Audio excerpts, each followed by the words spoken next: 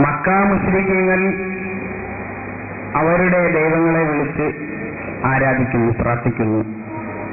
എന്നാൽ സുന്നികൾ അവരുടെ മഹാന്മാരെ വിളിച്ച് പ്രാർത്ഥിക്കുന്നു.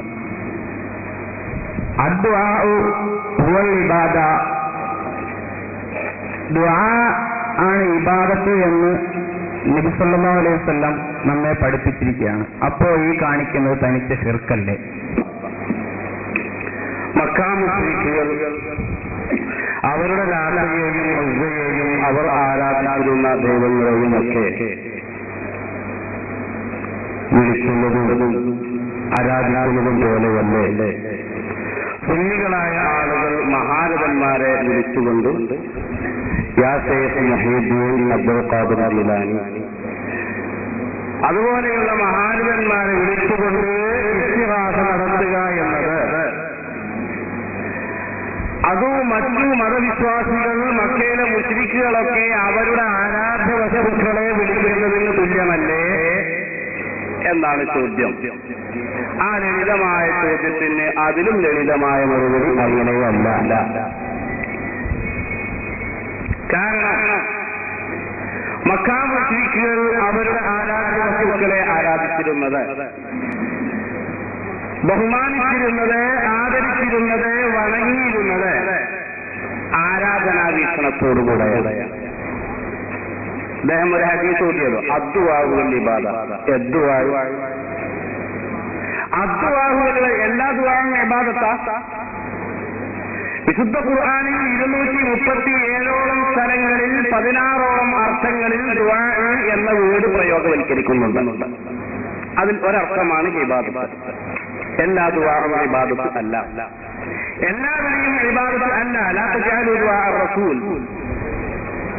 അതുപോലെ തന്നെ ഹബീബായ നബി തങ്ങൾ പറഞ്ഞു, തറക ദൈനൻ ഔ ദൈഅതൻ ഫദഊനി, എന്നോട് നിങ്ങൾ അപേക്ഷിക്കുക, ചോദിക്കുക ദുആയിലേക്ക്. ഇമാം മുസ്ലിം റിപ്പോർട്ട് ചെയ്ത ഹദീസാണ്. അതുകൊണ്ട് എല്ലാ ദുആഉം ഇബാദത്ത് അല്ല, എല്ലാ അർച്ചനയും എല്ലാ അപേക്ഷയും ആരാധനയല്ല. നേരെ മറിച്ച് എപ്പോഴാണ് ഒന്ന് ആരാധനയായിരുന്നത്? മക്കാ മുശ്രിക്കുകൾ അവരുടെ പാത്രങ്ങളെ ബഹുമാനിച്ചപ്പോൾ, ആദരിച്ചപ്പോൾ അത് അവർക്കുള്ള ആരാധനയായി ഖുർആൻ ശിർക്കായി പരിചയപ്പെടുത്തുന്നു. മഹാന്മാരായ ആളുകളെ വിശ്വാസം നടത്തുമ്പോൾ അത് ശിർക്ക് അല്ല എന്ന് നാം സവിസ്തരം പ്രമാണത്തിൽ അധിഷ്ഠിതമായി പറയുന്നു. കാരണം എന്ത്? ഒരു വിഷയം ശിർക്കും തൗഹീദും ആവുന്നതിന്റെ മാനദണ്ഡം എന്താണെന്നറിയാത്തതിന്റെ പേരിലാണ്. അർപ്പിക്കുന്ന വ്യക്തി അർപ്പിക്കപ്പെടുന്ന ശക്തിയെ സംബന്ധിച്ച് എന്ത് വിശ്വസിക്കുന്നു? ബഹുമാനിക്കുന്ന വ്യക്തി ബഹുമാനിക്കപ്പെടുന്ന ശക്തിയെ സംബന്ധിച്ച് എന്ത് വിശ്വസിക്കുന്നു? ആദരിക്കുന്ന വ്യക്തി ആദരിക്കപ്പെടുന്ന ശക്തിയെ സംബന്ധിച്ച് എന്ത് വിശ്വസിക്കുന്നു? ഇവിടെയാണ് തൗഹീദ് ശിർക്കിന്റെ മാനദണ്ഡം. നമുക്കറിയാം, ബഹുമാനപ്പെട്ട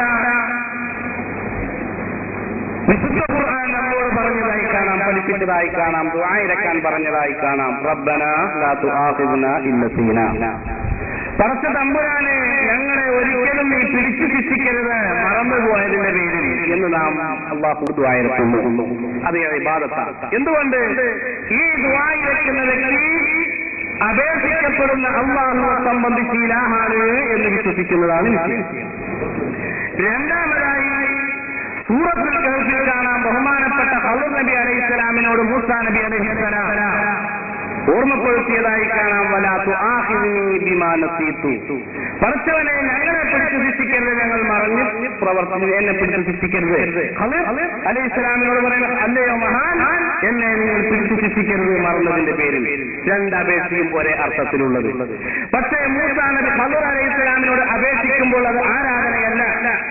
നാം വിശ്വാസിയായ നാം എന്ന് പറയുമ്പോൾ അത് ആരാധനയായി മാറുന്നു. എന്തുകൊണ്ട്? അപേക്ഷിക്കുന്ന വ്യക്തി അപേക്ഷിക്കപ്പെടുന്ന ശക്തിയെ സംബന്ധിച്ച് ഒരു സ്ഥലത്ത് ഇലാഹാണെന്ന് വിശ്വസിക്കുന്നു, ഒരു സ്ഥലത്ത് വിശ്വസിക്കുന്നില്ല. അതുകൊണ്ടാണല്ലോ ലാ ഇലാഹ ഇല്ലല്ലാഹ്. അല്ലാഹുവിന്റെ തൗഹീദ് എന്ന മഹത്തായ ദൗത്യ നിർവഹണത്തിന് വേണ്ടി ലക്ഷക്കണക്കിനായ അമ്പിയാക്കൾ ഇവിടെ നിയുക്തരാകുമ്പോൾ അവർ ഇവിടെ പഠിപ്പിച്ചു തന്ന ആദർശവാക്യമാണ് ലാ ഇലാഹ ഇല്ലല്ലാഹ്. ലാ ഇലാഹ ഇല്ലല്ലാഹ് എന്നാൽ എന്താ അർത്ഥം? അല്ലാഹു അല്ലാതെ ഒരു ഇലാഹുമില്ല, അല്ലാഹു അല്ലാതെ ഒരു ഇലാഹുമില്ല എന്ന കലിമത്തിൽ പഠിപ്പിക്കുന്നു, നാം മനസ്സിലാക്കുന്നു. എങ്കിൽ അള്ളാഹു അല്ലാതെ ഇലാഹുണ്ട് എന്ന് വിശ്വസിക്കണം. ചെറുത്ത് വരണമെങ്കിൽ അള്ളാഹു അല്ലാതെ ഒരു ഇലാഹുമില്ല എന്ന് വിശ്വസിക്കലാണ് തൗഹീദ് എങ്കിൽ അള്ളാഹു അല്ലാതെ ഇലാഹുണ്ട് ദിവ്യത്വം മറ്റുള്ളവർക്ക് വകവെച്ചു കൊടുക്കുമ്പോഴാണ് ശിർക്ക് വരുന്നത് എന്നുള്ളത് നാം മനസ്സിലാക്കാൻ യാതൊരു പ്രയാസവുമില്ല. ഏതായിരുന്നാലും പറഞ്ഞു വന്നത് മക്കയിലുള്ള മുശ്രിക്കുകൾ ലാ ഇലാഹ ഇല്ലല്ലാഹ് എന്നുള്ളത് അംഗീകരിക്കുന്നില്ല. അജാലൽ ആലിഹത ഇലാഹൻ വാഹിദ്, ഇലാഹുകളെ ഒറ്റ ഇലാഹാകുകയാണോ? ഇന്ന ഹാദാ ലശൈഉൻ യുജാബ് ഇദാ ഖീല ലഹും ലാ ഇലാഹ ഇല്ലല്ലാഹ് യസ്തക്ബിറൂൻ.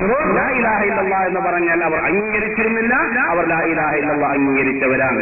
നേരെ മറിച്ച് അഹ്ലുസുന്നത്തി വൽ ജമാഅത്തിന്റെ ആളുകൾ അടിമയും മഹാനുമാണെന്ന വിശ്വാസത്തോടെ അമിയ ഔലിയാക്കൾക്ക് നൽകപ്പെടുന്ന മുഅ്ജിസത്ത് കറാമത്ത് അടിസ്ഥാനത്തിൽ നടത്തപ്പെടുന്ന സഹായാർച്ചനയാണ് ഇസ്തിഗാസ. അത് ശിർക്കാണ് എന്ന് ലോകത്തുള്ള ഒരു വഹാബിക്കോ ഒരു മൗദൂദിക്കോ പറയാൻ സാധ്യമല്ല. പ്രമാണങ്ങൾ നമ്മോട് പറയുന്നത്, പൂർവികരായ മഹത്തുക്കൾ നമ്മോട് പറയുന്നത്, നൂറ്റാണ്ടുകളിലൂടെ നമുക്ക് കഴിഞ്ഞു വന്ന ആദർശം, നമുക്ക് കൈമാറി വന്ന ആദർശം, അഹ്ലുസുന്നത്തി വൽ ജമാഅത്ത് പഠിപ്പിക്കുന്ന ആദർശം ഇസ്തിഗാസ എന്നത് പുണ്യകർമ്മമാണ്. അത് ശിർക്കല്ല, അത് ഹറാമല്ല, അത് കറാഹത്തല്ല, അത് പുണ്യകർമ്മമായ മഹത്തായ ആചാരമാണ്. അത് പ്രമാണം കൊണ്ട് സ്ഥിരപ്പെട്ടതാണ്.